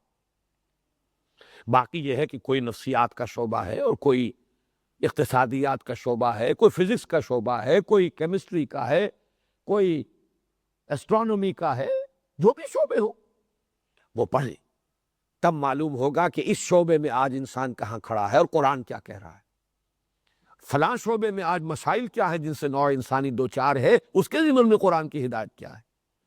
تو یہ تو مختلف ڈپارٹمنٹس، مختلف شعبے، یہ کہیں جا کر مل جل کر اس ضرورت کو پورا کر سکتے ہیں کہ جو آج کے انسان کی ضرورت ہے تدبر کے اعتبار سے۔ تو تذکر اور تدبر، اور ان دونوں کے اعتبار سے ایک پہلو سے قرآن آسان ترین کتاب، ہماری فطرت کی پکار ہے۔ میں نے یہ جانا کہ گویا یہی میرے دل میں تھا، کوئی حجاب ہے ہی نہیں۔ فطرت سلیم ہو، پرورٹڈ نیچر نہ ہو، اگر وہ سلیم ہے، صالح ہے، سلامتی پر قائم ہے تو وہ قرآن کو ایسے محسوس کرے گی ایسے میری اپنی پکار ہے، میری اپنی گواہی ہے، میری اپنی دل کی بات ہے۔ اس کے لیے عربی زبان کا صرف اتنا علم کافی ہے کہ براہ راست ہم کلامی ہو جائے، نیت درست ہو۔ البتہ تدبر، وہ جیسا کہ میں نے عرض کیا، اس کے تقاضے پورے کرنا کسی ایک انسان کے بس کا روگ ہے ہی نہیں۔ وہ تو یہ ہے کہ یہ تمام علوم، اور جو شخص بھی اس میں پہلا قدم بھی رکھنا چاہے ایک اجمالی خاکہ ضرور اس کے ذہن میں ہونا چاہیے، آج ان فزیکل جو سائنسز ہیں ان کے اعتبار سے انسان کہاں کھڑا ہے۔ بلکہ اس کی ایک اور تشبیہ اس وقت تھی جب کہ میں یہ کتاب لکھ رہا تھا، جو میں نے تقریریں کی تھی، تو بڑی پیاری تشبیہ ذہن میں آئی تھی کہ دیکھیے قرآن حکیم، اس کا علم، اس کے اندر معارف، علوم، یہ تو لا متناہی، البتہ انسان اس سے اخذ کرتا ہے اپنی مزاج کے مطابق، ہر انسان۔ اس کی ایسے ہی مثال ہے کہ جیسے سمندر میں تو پانی بے تحاشا پانی ہے، آپ پانی لینا چاہتے ہیں تو جتنا کٹورا آپ کے پاس ہے اتنا ہی لیں گے، جتنی بالٹی آپ کے پاس ہے اتنی لیں گے، جتنی کوئی دیگچی ہے، دیگ ہے، اتنا ہی لیں گے، جتنا ظرف ہوگا اتنا آپ اخذ کر سکیں گے سمندر سے پانی۔ اس کے معنی مطلب یہ نہیں کہ سمندر میں اتنا ہی پانی تھا، لیکن آپ اتنا ہی پانی اس سمندر سے لے سکتے ہیں جتنا ظرف آپ کے پاس ہے۔ تو انسانی ذہن کا ظرف جو ہے یہ بنتا ہے، جو بھی علوم ہے انسانی علوم ان سے ظرف بنا۔ یہ ظرف جو ہے آج سے پہلے بہت تنگ تھا، 1000 سال پہلے کا ظرف بہت محدود ظرف تھا، وہ جو انسانی علوم ہے ان کے اعتبار سے۔ آج کا وہ ظرف بہت وسیع ہے۔ اب آج آپ کو قرآن مجید سے اگر اصل ہدایت اخذ کرنی ہے تو آپ کو اس ظرف کے مطابق اس سے لینا ہوگا۔ اور اگر کچھ لوگ ابھی اسی دور میں رہ رہے ہیں، انہیں ان چیزوں کا علم حاصل ہی نہیں، تو قرآن مجید کے بہت سے جو مخفی حقائق ہیں ان پر منکشف نہیں ہوگے۔ اسی ضمن میں اب چھٹی بحث ہے، اور یہ ساری چیزیں مربوط چلی آ رہی ہیں، ان میں سے بعض میں ریپیٹیشن بھی ہے، کوئی حرج نہیں، لیکن یہ عنوانات جدا جدا میں چاہتا ہوں کہ سامنے رہے۔ سائنسی علوم کے جو ریفرنسز قرآن حکیم میں ہیں اور جو عملی ہدایات قرآن حکیم میں ہے، ان کا ایک فرق تو میں واضح کر چکا جب قرآن کا موضوع میں نے اس پر گفتگو کی۔ اب اس کے حوالے سے ایک بات اور ہے، اور اس سے اصل میں ایک ہمارے سامنے رہنمائی آ جائے گی، اور وہ یہ ہے کہ ایک اعتبار سے ہمیں آگے بڑھنا ہے اور دوسرے اعتبار سے ہمیں پیچھے سے پیچھے جانا ہے۔ یہ میں نے انداز تعبیر اس لیے اختیار کیا کہ کنٹراسٹ سامنے آئے۔ سائنسی ریفرنسز جو قرآن میں آئے ہیں ان کی تعبیر کرنے میں آگے سے آگے جائیے۔ آج فزکس کہاں کھڑی ہے اس کے حوالے سے تعبیر ہوگی، آج کیا معلومات حاصل ہو چکی ہیں انسان کو، اور جن میں کہ وہ فیکٹس بھی ہیں جو ویریفائبل ہیں، ویریفائڈ ہو چکے، ان کے حوالے سے بات ہوگی۔ آگے سے آگے جائیے، پیچھے جانے کی ضرورت نہیں ہے، امام رازی کو دیکھنے کی ضرورت نہیں ہے، کسی اور مفسر کو جو پچھلی صدی کا مفسر ہے اس کو بھی دیکھنے کی ضرورت نہیں ہے، بلکہ اس میں تو میں تعبیر نخل والی روایت آپ کو سنا چکا، اس میں تو نبی اکرم صلی اللہ علیہ وسلم نے بھی اگر کچھ فرمایا ہے تو وہ بھی ہمارے لیے لازم نہیں ہے، اس لیے کہ وہ اصل موضوع نہیں تھا۔ قرآن کا اصل موضوع وہ نہیں، حضور وہ سکھانے آئے نہیں تھے۔ تعبیر نخل میں حضور نے فرمایا انتم عالم بامور دنیاکم، یہ اپنے معاملات، تجرباتی علوم، وہ ان کے مطابق جو تمہیں علم حاصل ہو کرو، اس کے مطابق عمل۔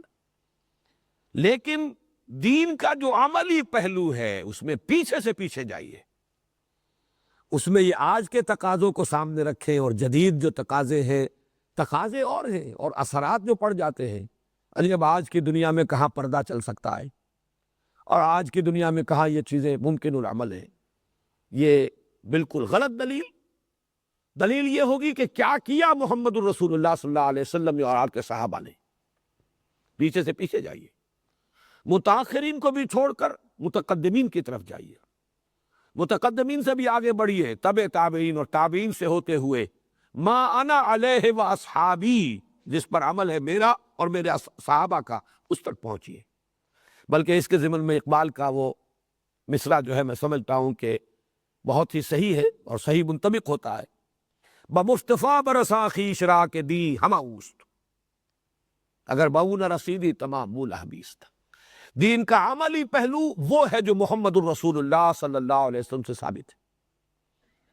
اس میں روایت کے فرق کی وجہ سے فرق ہو جائے، دلیل یہی رہے گی، جیسے نماز میں ہے کہ سلو کما رہے تو مونی اسلی، نماز پڑھو جیسے مجھے دیکھتے ہو کہ میں نماز پڑھتا ہوں، دلیل یہی ہوگی۔ اب اس روایت میں یہ ہے، اس روایت میں یہ ہے، اس میں کسی کے نزدیک پہلی روایت قابل ترجیح ہے، دوسرے کے نزدیک دوسری روایت قابل ترجیح ہے، اس کے اعتبار سے کوئی تھوڑا بہت فرق ہو جائے کوئی حرج نہیں، دلیل یہی رہے گی کہ حضور کا عمل یہ تھا، صحابہ کا عمل یہ تھا۔ اور ما انا علیہ اصحابی کے ساتھ ہی یہ بھی نوٹ کر لیجئے، علیکم بسنتی و سنت الخلفاء الراشدین المہدیین، خلفاء راشدین کا تعامل، ان کا اجماع، ان کے دور میں جو اجماع ہو گیا ہے اور اسی سے متصل ہے، وہ چیزیں جن پر امت کا اجماع رہا ہے پوری 1400 برس کی تاریخ میں۔ اب حالات کا تقاضا ہے، دنیا جو ہے وہ اسلامی صداؤں کو وحشت اور بربریت کا تانا دے کر جو ہے وہ ہم پر اثر انداز ہونا چاہتی ہے، وہ ہمیں فنڈامنٹلزم کی گالی دے کر چاہتی ہے کہ ہمارے اندر معذرت خانہ انداز پیدا کر دے، اپولوجیٹک انداز پیدا کر دے۔ اس سے بالکل متاثر ہوئے بغیر دین وہ ہے بمصطفیٰ برسا خیش را کے دی ہما اوست، اگر بہو نہ رسیدی تمام بولا پیست۔ تو یہ دو چیزیں جو ہیں بدقسمتی سے ہمارے ہاں جو عام ہمارے علماء ہیں، صرف عربی علوم پڑھے ہیں، عربی مدارس سے پڑھے ہیں، وہ یہ آگے بڑھنے کی صلاحیت سے آ رہی ہے کہ وہ سائنس انہوں نے پڑھی نہیں، وہ علوم ان کے علم میں نہیں، انہیں پتہ نہیں آئنسٹائن کس بلا کا نام ہے، کتنی بڑی تبدیلی جو ہے طبیعیات کے اندر اس شخص کے ذریعے سے آ گئی ہے، کہاں نیوٹونین ایرا کیا تھا اور یہ آئنسٹائن کا دور کیا ہے، کیا پتہ انہیں۔ آج کائنات کا تصور کیا ہے، آج اس کی اصل حقیقت جو ہے اسٹرکچر آف ایٹم کیا ہے، اس کے بارے میں کیا ہے، کیا کیا چیزیں ہیں۔ اور وہ ایٹم تو اگر بڑی پرانی بات ہو گئی، اب تو نہ معلوم اس کے جو اور نیوٹرونز اور پروٹونز اور فوٹونز اور نہ معلوم کیا کیا ایسے ذرات کہ جن کا کہ پہلے جو اب ہم پڑھ رہے تھے فزکس، ابھی تو ایٹم تک ہی بات آئی تھی، نیوٹرونز اور پروٹونز تک، اب تو نہ معلوم اس سے کہیں 1 ملینتھ والا معاملہ جو چلا گیا ہے کہیں کسی نیوٹرون کا بھی۔ اب یہ چیزیں جو ہیں ان کو اگر نہیں جانیں گے تو ان حقائق کو صحیح طور سے سمجھنا ممکن نہیں۔ تو سائنٹیفک فنومینا میں آگے سے آگے ان کی تعبیر جدید سے جدید، البتہ اس میں یہ فرق ضرور رہنا چاہیے کہ ایک ہے سائنس کے میدان کے نظریات، تھیوریز ہیں، ابھی وہ کوئی اسٹیبلش فیکٹس نہیں ہیں۔ ایک وہ ہے کہ جو چیزیں ویریفائی ہو چکی، جن کو اب مسلمہ حقائق کا درجہ حاصل ہے، ان میں فرق ہوگا۔ اور خامخواہ جو ہے ہر جو بھی نظریہ سامنے آ جائے اس نظریے پر قرآن کو منطبق کرنے کی کوشش کرنا، یہ بھی ایک صحیح لا حاصل بلکہ مضر شے ہے۔ لیکن یہ کہ ان چیزوں کی تعبیر اور تشریح میں اصولی طور پر یہ بات جان لیجئے کہ ہمیں آگے سے آگے بڑھنا ہے، اور جہاں تک دین کا عملی حصہ جسے ہم شریعت کہتے ہیں، حلال حرام واجب حدود تعزیرات، یہ تمام معاملات ان میں پیچھے سے پیچھے جائیے، یہاں تک کہ محمد کے قدموں میں اپنے آپ کو پہنچا دیجئے صلی اللہ علیہ وسلم، اس لیے کہ دین اسی کا نام ہے، بمصطفیٰ برسا خیش را کے دی ہما اوست۔ 7واں موضوع ہے میرا آج کا، اور وہ آخری ہے آج کے اس فہم قرآن کے بنیادی اصول یا مطالعہ قرآن کے لیے بنیادی ہدایات یا اشارات ان کے ضمن میں۔ اور یہ بات وہ ہے کہ جو بڑی خوبصورتی سے کہی ہے مولانا مودودی نے تفہیم القرآن کے مقدمے میں، نہایت قیمتی بات ہے۔ قرآن پر غور و فکر، قرآن پر سوچ و بچار، قرآن کا فہم، اس کا ایک گوشہ بلکہ بہت اہم گوشہ وہ ہے جو اس کے بغیر نہیں کھل سکتا انسان پر، کہ دعوت اور انقلابی حرکت، انقلابی جد و جہد، دعوت اور حرکت جو سیرت النبی میں نظر آتا ہے، اگر اس میں انسان خود کسی درجے میں شریک نہ ہو، خود اسی میں لگا ہوا نہ ہو، تو قرآن مجید کا یہ پہلو نگاہوں کے سامنے کبھی نہیں آئے۔ بڑی پیاری بات کہی ہے مولانا مرحوم نے کہ قرآن ایک ایسی کتاب نہیں ہے جو کسی ڈرائنگ روم میں بیٹھ کر بڑی عمدہ آپ کی سٹڈی ہے اور بہت اچھا مرصع آپ کا کتب خانہ ہے اور لائب، اور اس میں ہر طرح کی ڈکشنریز ہیں اور تفسیریں ہیں، اب آپ بیٹھیں اپنے آرام کرسی پر اور غور و فکر کر رہے ہیں۔ تو قرآن مجید کی بہت سی حقیقتیں، بلکہ بڑی اہم حقیقتیں، ان ذرائع سے منکشف نہیں ہو سکتی، اس لیے کہ قرآن ایک مینول آف ریولیوشن ہے، ایک عظیم انقلاب اس نے برپا کیا۔ اس قرآن نے وہ انقلاب برپا کیا ایک انسانی جد و جہد کے ذریعے سے۔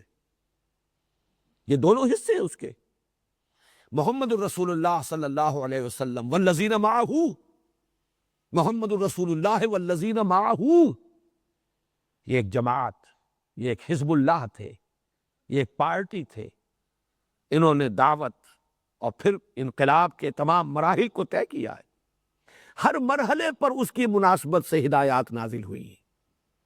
اب یہ مرحلہ ہے، یہ حکم دیا جا رہا ہے ایک وہ بھی مرحلہ تھا جبکہ حکم یہ تھا کہ مار کھاؤ ہاتھ مت اٹھاؤ، ایک مرحلہ وہ بھی آیا کہ اب آگے بڑھو اور جواب دو، قتل کرو انہیں، قاتلوہم حتی لا تکون فتنۃ ویکون الدین کلہ للہ۔ دونوں میں کنٹراسٹ ہے، فرق ہے، ایک مرحلے کی بات ہے، ایک دوسرے مرحلے کی بات ہے۔ کفوا ایدیکم، اپنے ہاتھ رو کے رکھو، ایک مرحلہ وہ تھا، ایک مرحلہ وہ ہے جو تم سے جنگ کرتے ہیں تم ان سے جنگ کرو، اخرجوہم من حیث اخرجوکم، نکالو انہیں وہاں سے جہاں سے انہوں نے تمہیں نکالا۔ اب یہ دونوں کے اندر فرق ہے، لیکن یہ کہ یہ دونوں اس جد و جہد کے مختلف مراحل سے متعلق ہیں۔ پھر ایک داعی جب دعوت دیتا ہے، جو مسائل اسے درپیش ہوتے ہیں، ان کو ایک ایسا شخص جس نے اس کوچے میں قدم ہی نہیں رکھا، اسے کیا پتا، اسے احساس کیا ہوگا؟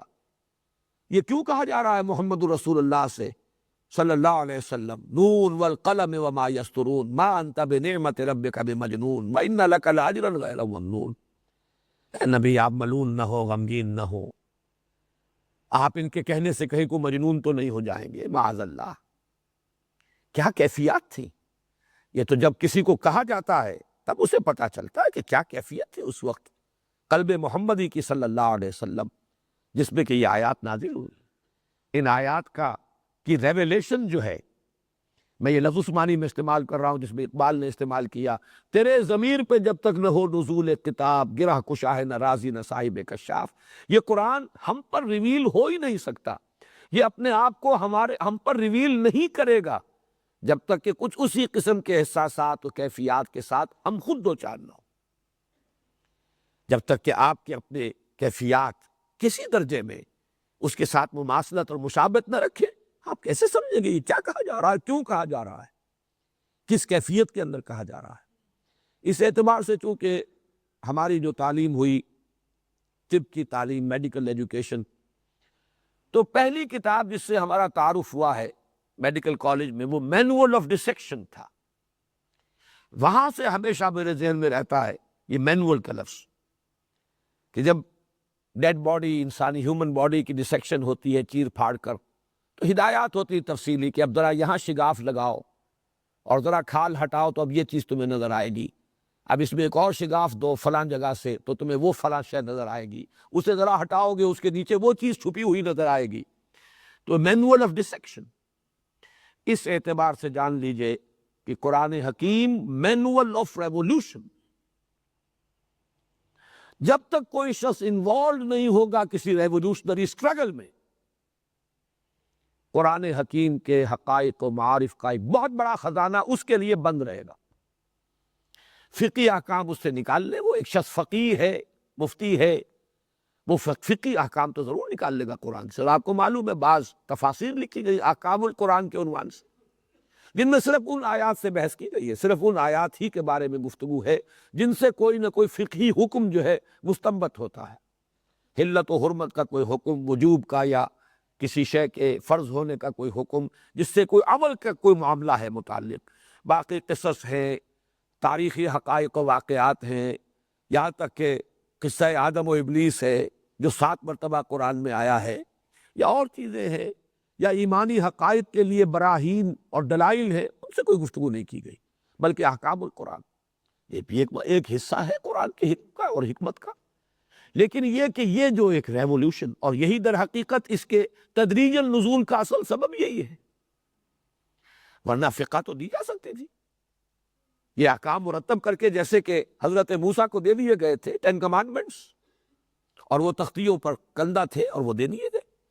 لیکن یہ تو یہ ہے کہ جس مرحلے سے گزر رہے ہیں اس مرحلے سے متعلق تو جو حکمت تنزیل ہے اور ترتیب جو ہے تنزیل کی، اس کے اندر جو اصل حکمت مضمر ہے وہ تو یہی ہے کہ ایک جد و جہد، ایک حرکت، ایک دعوت، اور دعوت پھر مختلف مراحل سے گزرتی ہوئی، پیسو ریزسٹنس، صبر محض، پھر ایکٹیو ریزسٹنس، چیلنج، پھر یہ کہ دو بدو مقابلہ، مسلح تصادم، آرم کانفلکٹ، ان تمام مراحل سے ہو کر گزرا معاملہ۔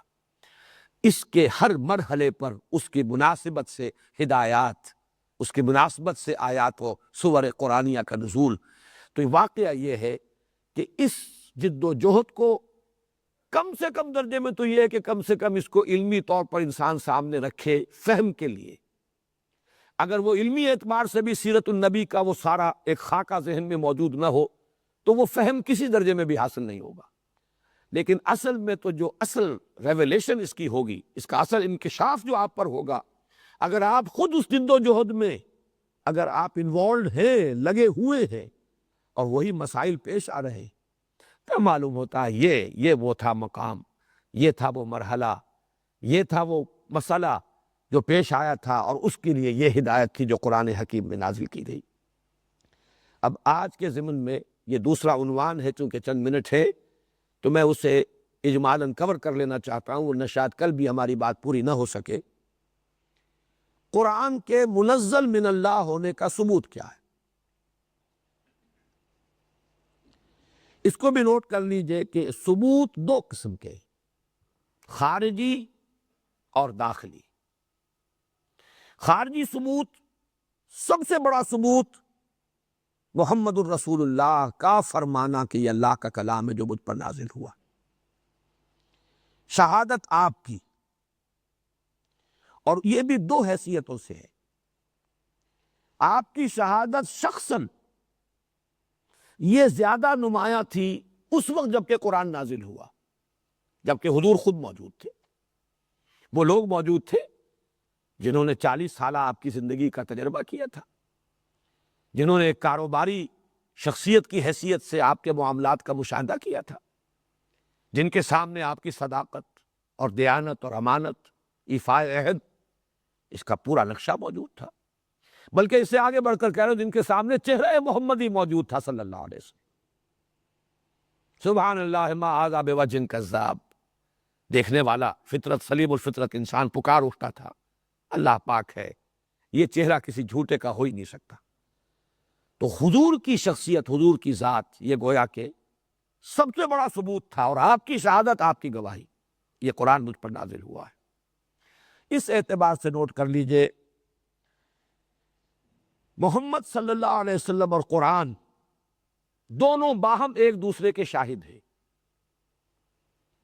قرآن محمد کی رسالت پر گواہی دیتا ہے صلی اللہ علیہ وسلم، یاسین والقرآن الحکیم انک لمن المرسلین. قرآن کی قسم ہے اور قرآن گواہی دے رہا ہے کہ آپ اللہ کے رسول ہیں.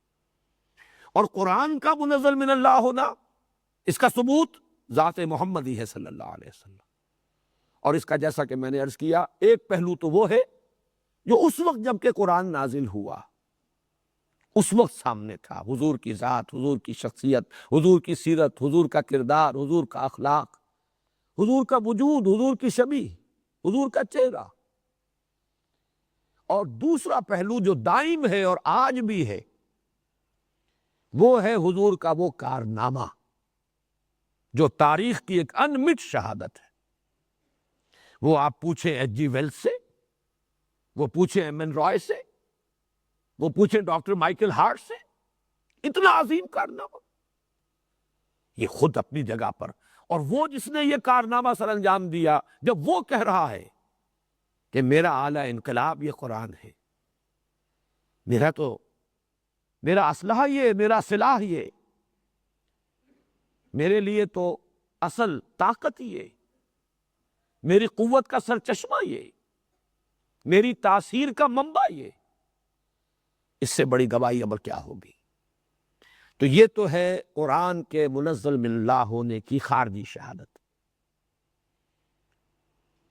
یعنی ایک لفظ میں کہا جائے گا شخصیت حضور صلی اللہ علیہ وسلم کی. یہ شخصیت حضور کے اپنے زمانے میں، آپ کی حیات دنیاوی کے دوران، آپ کی حیات طیبہ کے دوران، اس کا وہ پہلو زیادہ نمایاں تھا جو میں نے بیان کیا، سیرت، کردار، شخصیت، یہاں تک کہ آپ کا چہرہ انور. اور آئندہ ہمیشہ کے لیے آج بھی وہ کارنامہ جو آپ نے سر انجام دیا، یہ عقل دنگ ہے.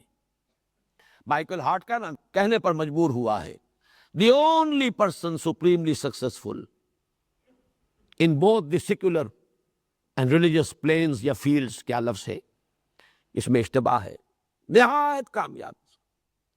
یہ گویا کہ ثبوت ہے، اور ان کا فرمانا ہے کہ یہ اللہ کا کلام ہے. داخلی کیا ہے ثبوت اس کا؟ وہ انسان کا اپنا تجربہ باطنی، جس کو اس دور میں بہت ہی عمدگی کے ساتھ پیش کیا ہے علامہ اقبال نے۔ اصل یقین کسی شے کا ہوتا ہے تجربے سے۔ 1000 آدمی کہیں چینی میٹھی ہے، اگر آپ نے نہ چکھی ہو تو آپ کہیں کہ ٹھیک ہے، جب اتنے لوگ کہہ رہے ہیں کہ میٹھی ہے تو ٹھیک ہے، ہوگی میٹھی۔ کیا کوئی وجہ مجھے معلوم نہیں ہوتی؟ مجھے کیوں دھوکہ دینا چاہیں گے 1000 آدمی؟ یقیناً میٹھی ہوگی، لیکن ہوگی سے آگے بات نہیں بڑھتی۔ البتہ جب انسان چینی کو چکھ لے، اس کے اپنے ٹیسٹ بڈز جو ہے بتا رہے ہیں یہ میٹھی ہے، اب ہوگی نہیں ہے۔ ہوگی اور ہے میں جو فرق ہے وہ ہے در حقیقت انسان کے اپنے تجربہ، your own experience۔ میں نے خود چکھا ہے، میٹھی ہے۔ بالکل اسی اعتبار سے اقبال نے کہا افسوس یہ ہے کہ آج کی دنیا جو ہے صرف جو ایکسٹرنل ایکسپیرینس ہے، تجربہ خارجی، صرف اس کو جانتی ہے نوع انسانی آج۔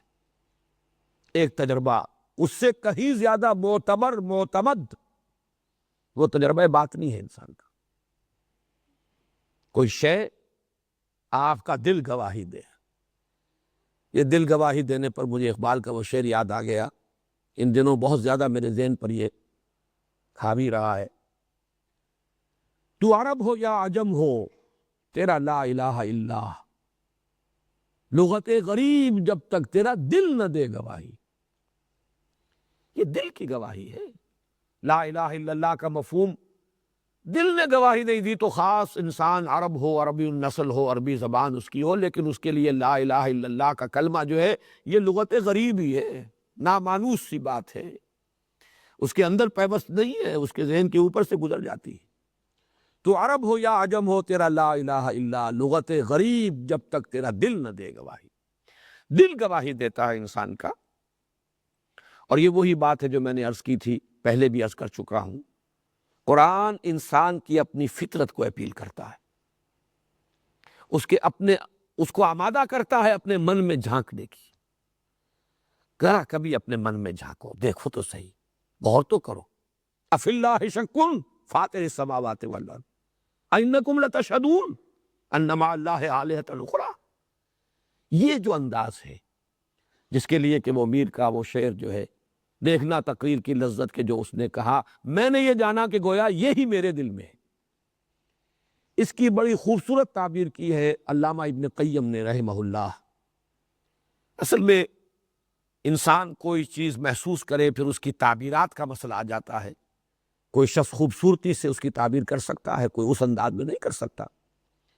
بڑی پیاری تعبیر ہے ابن قیم کی کہ بہت سے لوگ وہ ہیں جب قرآن کو پڑھتے ہیں تو یوں محسوس کرتے ہیں کہ وہ مصحف سے نہیں پڑھ رہے، بلکہ قرآن کے لوح قلب پر لکھا ہوا ہے وہاں سے پڑھ رہے ہیں۔ اتنی ہارمنی ہے، اتنی ہم آہنگی ہے فطرت انسانی۔ اور ہمارے دور کے ایک بزرگ ہیں، متصوف صوفی بزرگ ہیں، وہ یہ کہا کرتے اسی بات کی تعبیر کے لیے بڑا سادہ انداز، قرآن اور انسان کی روح یہ گرائی ہیں، ایک ہی گاؤں کے رہنے والے ہیں۔ وہی بات جو مولانا روم نے کہی، از کجا می آئے آواز دوست۔ قرآن کو پڑھ کر سن کر روح انسانی محسوس کرتی ہے کہ اس کا منبع اور سرچشمہ بھی وہی ہے جو میرا اپنا منبع اور سرچشمہ ہے، جہاں سے میں آئی ہوں۔ یسألونک عن الروح قل الروح من امر ربی، یہ کلام بھی وہیں سے آیا ہے۔ یہ جو جس کو آپ سمپیتھیٹک وائبریشن کہے، اس سمپیتھیٹک وائبریشن سے جو یقین پیدا ہوتا ہے، یقیناً اس کلام کا منبع اور سرچشمہ وہی ہے جو خود میرے وجود کا، میری ہستی کا اور میری روح کا منبع اور سرچشمہ ہے۔ یہ ہم آہنگی ہے کہ جو اصل باطنی تجربہ بن جائے تبھی یقین ہوتا ہے کہ یہ کلام واقعتاً اللہ کا ہے۔ تبارک و تعالی۔ بارک اللہ لی و لکم فی القرآن العظیم ونفعنی و ایاکم بالآیات والذکر الحکیم۔